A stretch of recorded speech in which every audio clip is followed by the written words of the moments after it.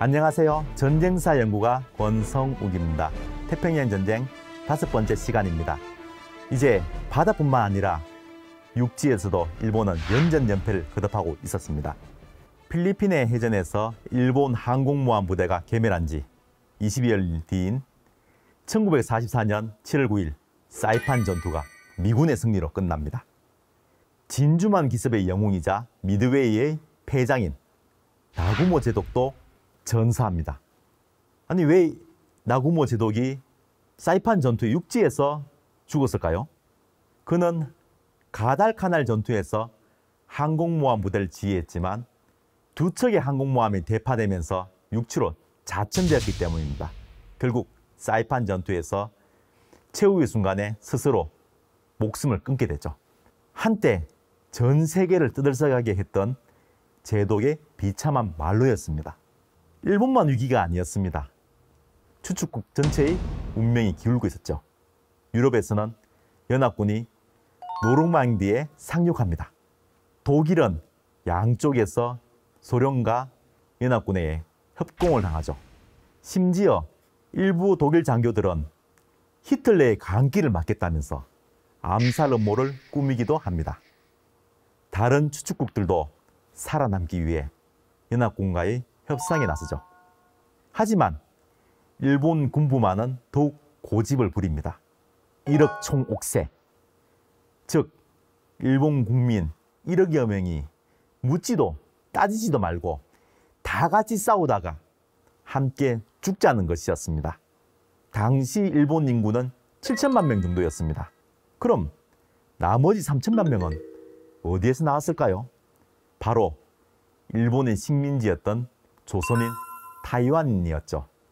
식민지인이라며 그토록 차별하더니 이럴 때만 같은 한국 시민이라며 수십만 명의 조선인과 타이완인을 강제 진용하여 전쟁의 총알바지로 내세우게 됩니다. 이제 마리아나 해전에서 승리한 미군은 다음 목표를 놓고 논쟁이 벌어집니다. 니미츠 제독은 타이완을 점령하여 일본 침공의 발판으로 쓰기를 원했습니다. 반면 메가더 장군은 필리핀을 고집했습니다. 결국 이긴 쪽은 메가더였죠. 10월 20일 메가더가 지휘하는 20만 명의 미군이 필리핀 루손섬 남쪽 레이테만에 상륙합니다. 일본 지도부는 미군이 필리핀에 상륙했다는 보고를 받자 해군에게 수단과 방법을 가리지 말고 필리핀을 지키라고 명령합니다. 도요타 제독은 전함부대로 구성된 제2함대에 출동 명령을 내리죠. 일본 해군의 마지막 희망이었습니다. 그는 일선 장병들에게 이렇게 말합니다. 황국의 흉망이 이 전투에 걸렸으니 모두 분투하라. 그런데 도요타 제독은 부하들 보고는 죽기 사기로 싸우라면서 정작 자신은 안전한 후방에 남았습니다. 책상에만 앉아서 현장 상황은 알지 못하면서 무리한 지시만 내린다고 일선 제독들조차 분노합니다. 이 때문에 병사들의 사기도 떨어졌지만 작전에서도 총사령부와 일선 부대가 서로 소통이 되지 않아 심각한 혼선을 빚게 되죠. 이런 비겁함은 도요타 제독 한 사람만이 아니라 위아래의 신뢰를 잃어버린 일본군 전체의 문제였습니다. 일본 해군의 목표는 레이테만에 있는 미국 수송함대였죠. 이 수송함대만 괴멸시키면 자신들이 필리핀을 지킬 수 있다고 생각했습니다. 문제는 미군의 철통 같은 방어선을 돌파할 수 있느냐였습니다. 미 수송함대에 가까이 가기도 전에 일본 함대가 먼저 전멸할 판이었죠. 그러기 위해서는 어떻게든 미 해군의 주력 함대를 다른 곳으로 유인해야 했습니다. 필리핀의 해전에서 겨우 살아남은 오자와 제독의 항공모함 부대가 미끼 역할을 맡았습니다. 하지만 항공모함 4척, 남은 항공기는 불과 100여 대였습니다. 그럼 이들이 상대해야 할 미 해군은 어느 정도였을까요? 항공모함 29척에 항공기 1,500대였습니다. 싸움 대치가 되지 않는 대결이었죠. 그런데 놀랍게도 오자와 제독의 함대는 그 위험한 임무를 해냅니다. 미 해군 주력인 윌리엄 홀시 제독의 제4함대를 북쪽으로 유인해서 구리타 제독이 이끄는 일본 함대의 길을 열게 되죠. 그 대가로 항공모함을 전부 잃어야 했지만요. 하지만 어이없게도 구리타 함대에는 그 사실을 제대로 전달할 수 없었습니다. 통신 불량 때문이었죠. 결국 희생은 무용지물이 됩니다. 구리타 제독의 일본 함대가 브루나이 섬을 출발하여 필리핀으로 향한다는 사실을 안 미 해군은 수백 대의 항공기로 일본 함대를 습격합니다. 5차례의 공습으로 야마토급 전함 무사시가 불침함이라는 명성이 무색하게 결국 침몰합니다. 혼자서만 무려 어뢰 20발, 폭탄 17발 이상을 맞았죠. 얼마나 집중 공격을 받았는지 알 수 있지 않은가요? 야마토를 비롯한 다른 군함들도 큰 피해를 입고 기름을 줄줄 흘리면서 겨우 항해합니다. 그런데 이 순간 북쪽 해상에서 일본 항공모함을 발견했다는 보고가 들어옵니다. 미끼 역할을 맡은 오자와 함대였죠. 보고를 받은 미 해군은 즉각 방향을 바꾸어 그쪽으로 향합니다. 남쪽에서는 별동대인 니시무라 함대와 시마 함대가 레이테만을 향해 전속력으로 달리고 있었습니다. 그러나 두 함대는 서로 따로 출발했기 때문에 제대로 협력이 되지 않았습니다. 이들을 맞이한 건 다름 아닌 진주만에서 침몰했다가 부활한 그 전함부대였습니다. 미 해군의 전함들은 기다렸던 복수의 때가 왔다는 듯 집중 포격을 퍼부어 니시무라 함대를 문자 그대로 전멸시킵니다. 사방에서 강철의 비가 쏟아졌다고 할 정도였죠. 니시무라 제독도 전사합니다.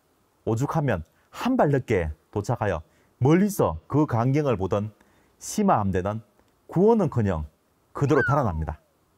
수많은 병사의 목숨을 구했으니 현명한 선택이었죠. 북쪽에서는 오자 함대 역시 함공모함이 전멸하는 혹독한 대가를 치릅니다. 10월 25일 새벽 구리타의 일본 주력 함대는 루손섬을 돌아서 필리핀의 해역으로 진출합니다. 이들과 레이테만 사이에 미 해군은 소형의 호위 항공모함 6척과 구수척함 7척이 전부였습니다. 미 해군은 느닷없이 거대한 함대가 나타나자 깜짝 놀랍니다. 그 와중에도 달아나지 않고 필사적으로 저항하죠. 일본 함대는 이런 소함대조차 쉽게 이기지 못하고 고전을 면치 못합니다. 물론 전력 차이가 컸기 때문에 승리는 시간 문제였죠. 이곳만 돌파하면 레이테만으로 돌입하여 바다에 무방비로 떠있는 미군 수송함대를 경멸할 수 있었습니다. 레이테만까지는 불과 70km를 남겨두고 있었죠. 그런데 갑자기 구리타 제독은 후퇴를 명령합니다. 부하들의 반대를 무릅쓰고 말이죠. 태평양 전쟁 최대의 미스터리 중 하나라는 구리타 턴이었습니다. 이 한 번의 명령으로 그때까지의 희생이 헛수고가 된 셈이었죠.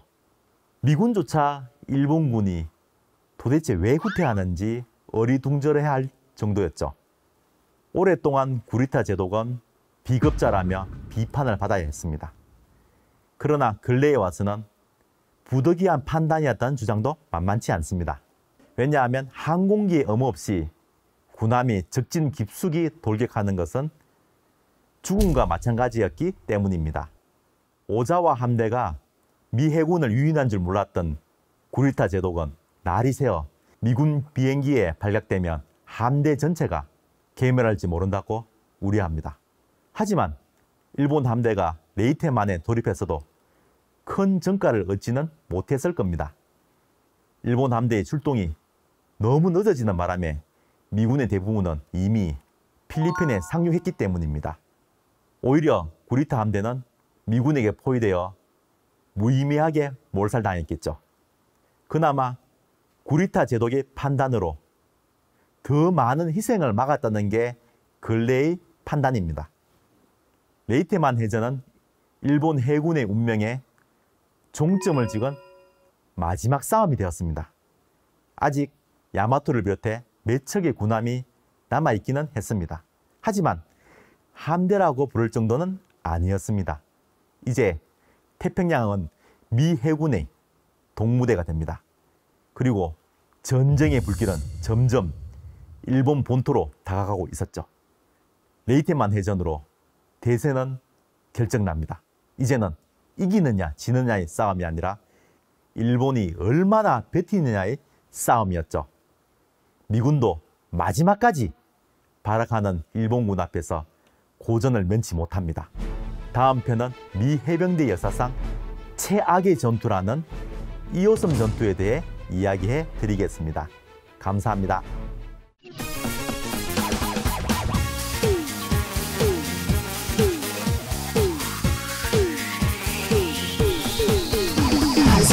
Go!